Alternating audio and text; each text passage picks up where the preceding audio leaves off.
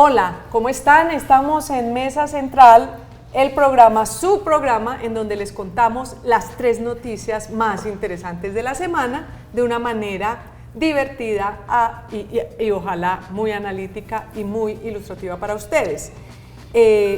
Precisamente Daniel, Juan Diego, ¿qué tal la foto de Benedetti, ¿no? De Armando Benedetti. Oiga, posesionándose como nuevo embajador ante la FAO? Hace 2 días estaba en Bogotá y ya estaba en Italia firmando, corrió más que un quemado.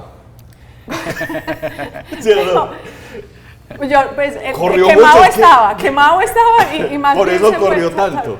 Pero impresionante, mire, Leiva, el canciller Leiva firmó el decreto el martes 6 de febrero.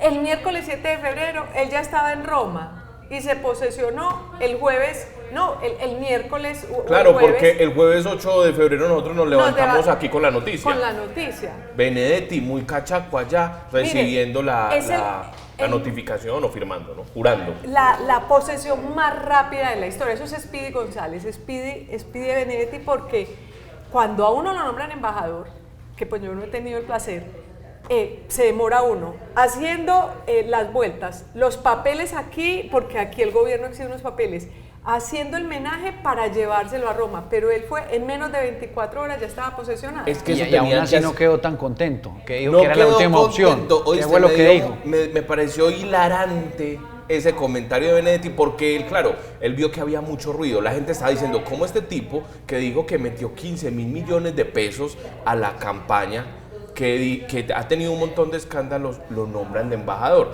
Y él dijo, mandó un comunicado a varias emisoras, dijo, tuve que ver mucho por no decir que yo elegí a Petro, así que me merecía lo que fuera, y esto no es lo que hubiera querido, pero es lo mejor. ¿Qué quería Benedetti? Muy simple, quería un ministerio, ¿no? Y no se lo dieron y ahora le dieron pero una bueno, embajada. Que diga que no es lo mejor, irse a ganar Roma, 50. A Roma ante la FAO, es decir, uno pregunta qué puede hacer Armando Benedetti ante la Oficina de las Naciones Unidas para la Alimentación y la Agricultura. Pues, pero fue un cargo creado para él, esa embajada Esa embajada estaba cerrada hace más de 20 años, Juan Di, y la que en realidad hacía las veces de embajador ante la FAO era Ligia Margarita Queser, que es la embajadora ante Italia, que ahora es la jefe de Armando Benedetti. El jefe de Armando Benedetti no es el canciller. Pero lo importante ahí es decir, con respecto a lo que dice Juan Diego, es que en realidad crearon esa embajada para callar a Benedetti. Claro. Es decir, esto es parte de toda la estrategia y ahí vamos a nuestra primera noticia que queremos analizar y comentar,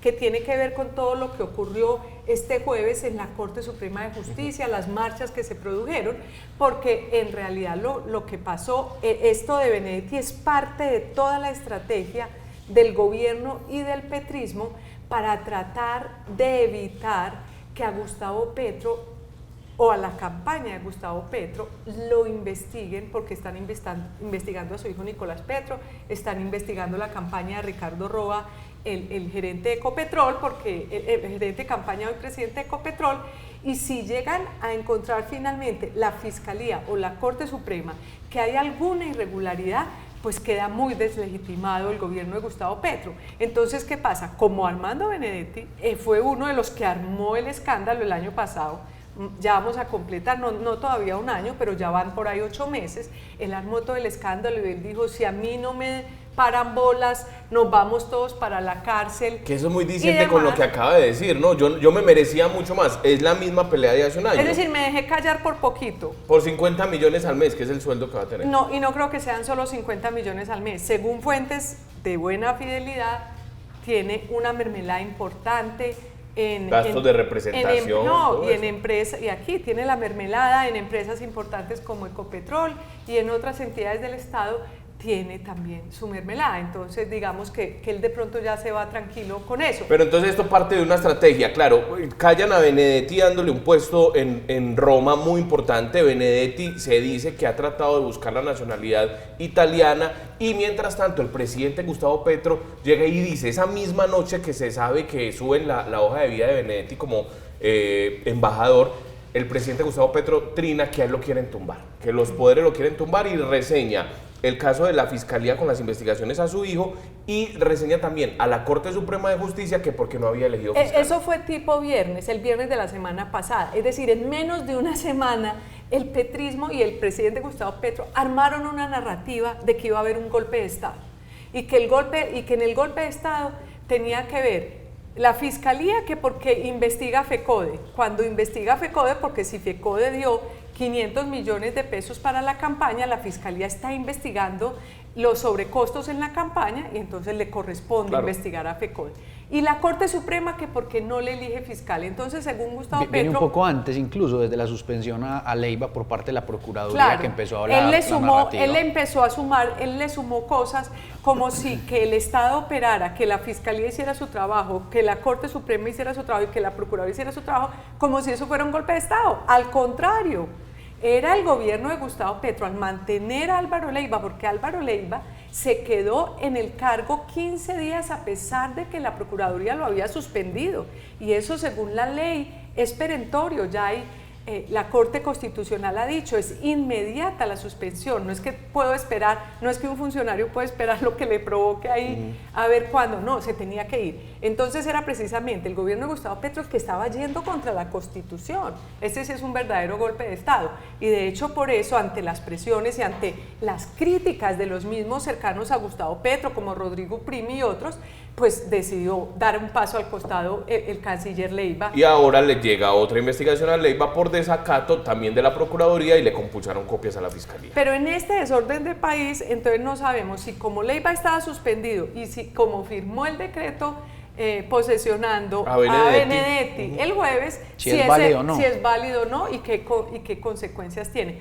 Pero me parece importante que contemos un poco, Daniel, que usted estuvo muy al pie de eso, de toda esa estrategia que se desarrolló toda la semana en contra de la Corte Suprema en las redes sociales. Eso lo hemos denominado de alguna manera una guerra de guerrillas desde las redes sociales contra la Corte Suprema. Claro, empezamos a ver esta semana, Luzma, que se crearon cuentas y perfiles falsos. Primero, del mismo presidente de la Corte Suprema de Justicia, el magistrado Chaverra Castro, le crean una cuenta falsa donde trina supuestamente a favor del presidente Gustavo Petro. Eso es lo primero. Entonces, Luzma, se creó una cuenta fake del magistrado Gerson Chaverra Castro, que fue recientemente elegido como presidente de la Corte Suprema de Justicia, y estuvimos haciendo un análisis y en las últimas 3 semanas 21.000 trinos de desprestigio a la Corte Suprema de Justicia, 21.000 trinos.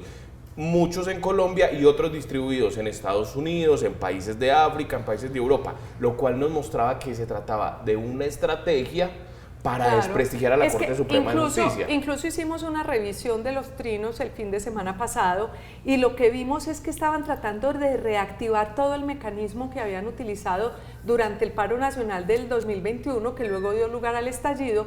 Reactivaron cuentas de Instagram, grupos de Instagram, y también cuentas que no estaban funcionando desde entonces. Un poco, yo creo que, y creo que Gustavo Bolívar tiene mucho que ver en eso, y de pronto Holman Morris, mueven toda esa maquinaria de bodegas, de redes sociales, y la idea era desprestigiar a la Corte Suprema. Es tanto que aparecieron perfilando a los magistrados. Claro, aparecían datos increíbles, direcciones de sus propiedades, cuánto ganaban, fotos de los magistrados en primer plano. Calificándolos de corrupto, unas cuentas falsas, es decir, se vio todo un montaje justo para que el día de ayer jueves, cuando se diera la reunión de la Corte Suprema para votar de nuevo. Y que salía la marcha a la que convocó el presidente Exactamente, Gustavo Petro. No, por eso.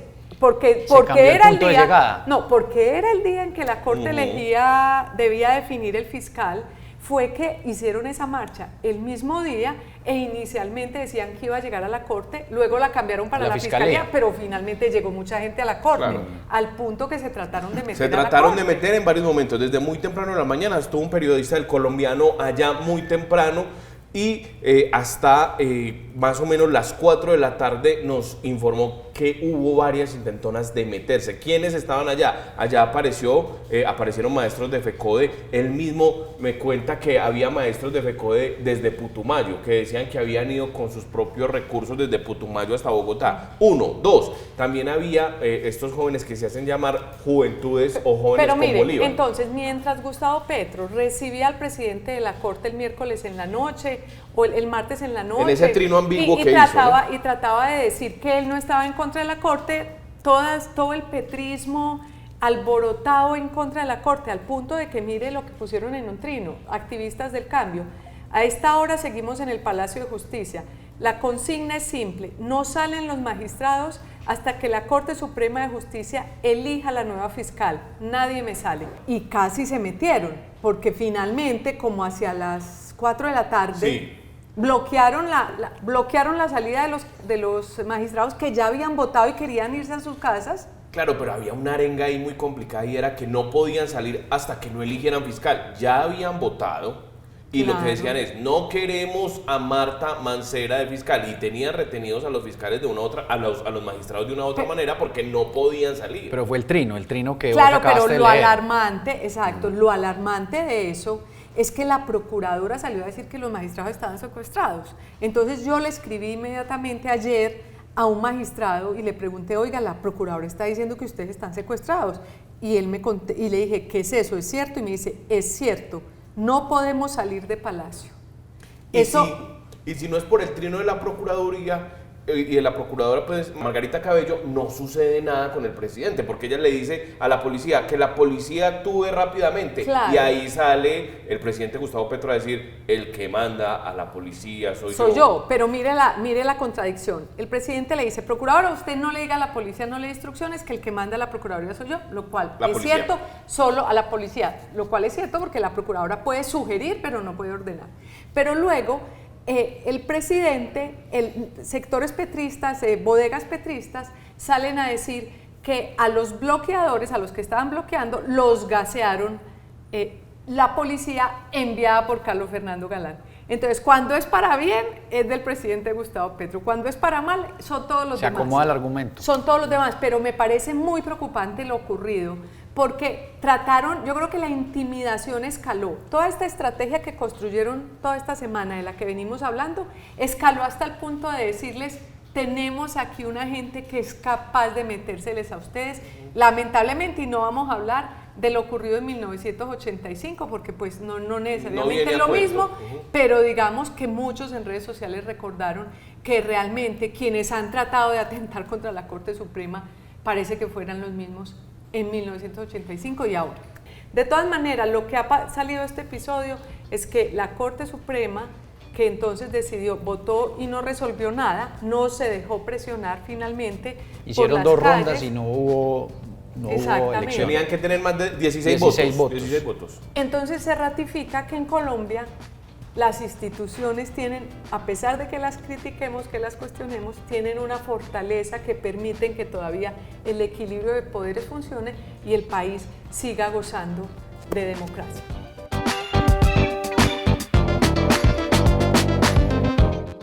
Oiga, y como el país estaba tan agitado con el tema de la Corte, de Petro y demás, de Benedetti, de Leiva, pues no pasó para el país tan advertido algo que sucedió en Medellín, realmente indignante, diría yo, Juan Diego. Sí, llevamos 3 semanas, Luzma, con el tema del personero. Habíamos hablado la semana pasada de que estaba todo encaminado para la reelección de William Jeffer Vivas. Que iba a lograr reelegirse, el señor personero. Reelegirse después de la votación del Consejo, que siquiera ahora la revisamos, cómo los concejales le dieron el impulso que le faltaba para salir del fotofinish al que llegaban en el Consejo para la evaluación de la entrevista, que era el último 10%. Y resulta que el miércoles él decide finalmente retirarse de la aspiración a la reelección para ser personero otros 4 años. Prácticamente ganador, y decidió no resistió realmente los cuestionamientos que le empezó a hacer la opinión pública de la ciudad. Pero ahí hay que decir algo, que más allá de todos los problemas que se gestaron alrededor de esta elección, realmente fue muy decepcionante para la ciudad de Medellín que este grupo de concejales, este nuevo consejo que se eligió sobre todo mayoritariamente en contra de la corrupción que habíamos vivido en los últimos 4 años, decidiera calificar con entre 8 y 10, que eran las máximas calificaciones, al personero que no había hecho realmente que nada. le tapó a Quintero. Que no había hecho nada para controlar todo el saqueo que vivió la ciudad en esos 4 años. Entonces, la pregunta que uno se hace es, ¿qué querían otra vez? ¿Un personero de bolsillo? Eso era lo que querían en la ciudad otra vez, y no seguir buscando qué es lo que pasa y estudiar la corrupción de la ciudad. Pero creo que acá en este punto lo que ocurrió en este mes de mucho activismo frente a las denuncias contra la personería es muestra de que la ciudad cambió, de que no es la misma ciudad ni hace 4 ni hace 8 años. Sí. Acá se le paró la ciudadanía con investigaciones al personero hasta que él declinó, porque no había una salida jurídica para que él saliera después de estar con el puntaje arriba encabezando la lista de elegibles para repetir la personería. La ciudad acá mostró que tiene una ganancia dentro de esa fortaleza de denunciar las irregularidades, porque eso fue lo que terminó pasando. Él no resistió, dijo después que tenía una compleja situación familiar, que sus hermanos le habían pedido que se retirara, pero lo que hay que decir es que después del examen en el Consejo, también se le pidió a los concejales dentro del control político que la ciudadanía le hizo que reevaluaran la calificación que les habían hecho. Entonces resulta que dentro de esa recalificación que se hizo de la entrevista ya él no aparecía de primero, y eso era inminente. Sí. Ayer que saliera la evaluación y que otro encabezara la lista. Todo mal, todo mal. Fíjese, él perdió, ya habíamos dicho acá, este personero perdió el examen en noviembre pasado. Es más, perdió el examen de conocimiento específico, es decir, él había pasado 4 años como personero en la ciudad y no fue capaz de ganar el examen de conocimiento específico, pero lo impugnó y extrañamente, como por arte de magia, lo pusieron de primero en la lista de los elegibles. A mí nunca me pasó en el colegio ni en la universidad que yo fuera donde un profesor y después de ponerme 1 me pusiera 5. Yo no sé eso en qué ciudad pasa. Pero además, porque empezaron a aparecer todas estas muestras de un enriquecimiento desmedido de parte de él, las camionetas de él y de su esposa, los contratos de su esposa. Y a pesar de que salía todo esto, los concejales le hacen una entrevista y le ponen 8 o 10. Es que, como me decía alguien esta semana, yo no entiendo. Es decir, no se entiende qué fue lo que pasó. Porque lo primero que hay que hacer, es decir, uno puede pensar, o no sabían lo del personero, y entonces hay ignorancia y es un problema. Razón que podría descartarse pues de plano, porque todos estábamos al tanto, y más ellos que hicieron campaña, sobre todo los concejales del Centro Democrático y de Creemos, del partido del alcalde Gutiérrez, hicieron campaña contra la corrupción. Claro, y sabían lo que estaba pasando con los manejos sabían de que control. Nadie investigaba, sabía que la personería lo único que había hecho era dar discursos y decir que habría investigaciones, pero que nunca terminaban en nada. O le creyeron al personero su historia de que él había abierto las investigaciones y la Procuraduría se la había llevado. Todas las investigaciones que tiene la Procuraduría en este momento abiertas son porque la hizo la Veeduría Ciudadana, porque la hizo el periódico El Colombiano, porque la hizo Gloria Jaramillo Tiche en Twitter. Entonces ninguna la empezó él. Pero bueno, si fuera así, también muy ingenuos los concejales. ¿Cómo le van a dar esta posibilidad a este personaje? Yo creo que hay una explicación pendiente que le debe dar los concejales que calificaron. Acá lo vamos a ver, las calificaciones que les dieron, todos por encima de 8. El único que no lo calificó fue José Luis Marín, que es aquí noticias del pacto. Del pacto histórico, curiosamente, el único que lo calificó, pero con 6, tampoco lo rajó. 6.33, correcto. 6.33. Y esa calificación la tienen que explicar los dos partidos, tanto el Centro Democrático como Creemos, salieron a leer unos comunicados que básicamente no decían nada, y era que el proceso en el 90% era meritocrático y que ellos solamente calificaban la entrevista, pues lo que era una lavada de manos. Pero además que los que estaban de segundo y tercero no estaban tan lejos de vivas, y llegaron por tanto la finish. Entrevista podía darles la opción de quedar como personeros. Pero ahí también hay que tener cuidado con los que quedaron de segundos, de terceros, de cuartos, porque en el Valle de Aburrá lamentablemente se ha cogido como costumbre que hay una especie de carrusel de contralores y de personeros que se van de un municipio al otro, que aquí soy personero, que aquí soy contralor, y que son políticos de carrera. Es decir, de verdad es un llamado a los gobernantes, se debería volver al tema de que el personero es una persona íntegra, que solo tiene interés de servir a la comunidad. Yo me acuerdo cuando, tal vez es lo último que recuerdo, cuando Antanas Mocus fue alcalde de Bogotá, puso a una señora de la cual nadie desconfiaba de sus calidades y de su honestidad en su labor de personera. Creo, no sé si es personera como se llama allá en Bogotá la figura, pero yo creo que es hora de que de verdad pues se pongan serios, porque no puede ser que hayamos pasado 4 años para que la primera decisión sea precisamente ratificando lo que venía en los Ese controles. fue el título de la editorial ayer. Sí, señor. Vuélvanse serios. Vuélvanse serios.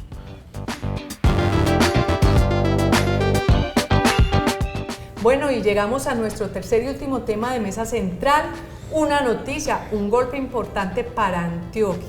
Se nos va Nutresa, Ferney. Estamos con Ferney Arias, que es el redactor, el periodista económico, experto en este tema del GEA y de todo lo que ha pasado con el GEA Gilinski. Ferney, entonces, ¿qué pasó? ¿Se fue definitivamente Nutresa y todo lo que significa Nutresa? Así es, Luz María. El pasado martes, mediante una operación de intercambio accionario entre Sura Argos y la familia Gilinski y los inversionistas árabes de IHC, pues desde ese día ya esta empresa está en un 77% en manos de esos nuevos inversionistas. Esto, dijéramos, le pone el cierre a una operación que arrancó a finales del 2021 con la serie o la cascada de OPAs, de ofertas que hizo la familia Gilinski y que termina poniéndose este intercambio ya sobre la mesa, ya oficializado. Fueron casi 2 años en esta puja, y digamos que esto ya, cuando usted dice intercambio, es que los señores de Argos y de Sura le dijeron a los Gilinski y a los árabes: mire, aquí tienen sus acciones de Nutresa, nosotros nos quedamos sin nada de Nutresa. Exactamente. El martes hasta el mediodía, el grupo empresarial antioqueño, el GEA, tenía algo así como el 45% de Nutresa. Gilinski y los árabes tenían el 31-32%. Después del mediodía, cuando se oficializó el intercambio, Gilinski y los árabes quedaron con el 77% y desde ese momento ya Nutresa dejó de ser socio de Argos y de Sura. Pues cuando usted dice 45%, si le sumamos un 10% que tenían unas familias antioqueñas, quiere decir que prácticamente Nutresa era propiedad, pues estaba en manos de antioqueños hasta ese día, porque ya cuando pasa, entonces ya prácticamente esta empresa que tiene, ¿cuánto, Olga? 104 años. 104 años, una empresa insignia de los antioqueños, pues ya se nos va, aunque no sé si uno puede decir que se nos va. Esa movida además le permite a Sura pues salir de ese socio maluquito que tenía de alguna manera. Es decir, ¿cuál era el socio maluquito? No, pero era lo que no querían, ¿cierto? sí, Porque de esa manera Gilinski podía entrar a Bancolombia. Con esta movida, Gilinski está entregando sus acciones de Sura. Claro, entonces se quedan con Nutresa y devuelven lo que habían comprado en las sopas de Sura, que uno no sabe muy bien por qué quisieron entrar a la Junta. Jaime Gilinski, ¿por qué quiso entrar a la Junta si iba a estar solamente 15 días? A no ser que tengan otro interés, porque yo veo un poco nerviosos algunas personas, algunos analistas en Medellín, que de pronto el grupo Gilinski quiere hacer nuevas maniobras para intentar quedarse, como ha sido su propósito siempre, con Bancolombia. Luz María, en el cuadernillo de ofertas que se hizo por el grupo Sura, en uno de los apartados quedó expresamente puesto sobre la mesa un interés o una idea del señor Jaime Gilinski sobre una posible integración de Bancolombia con su banco, el GNB Sudameris.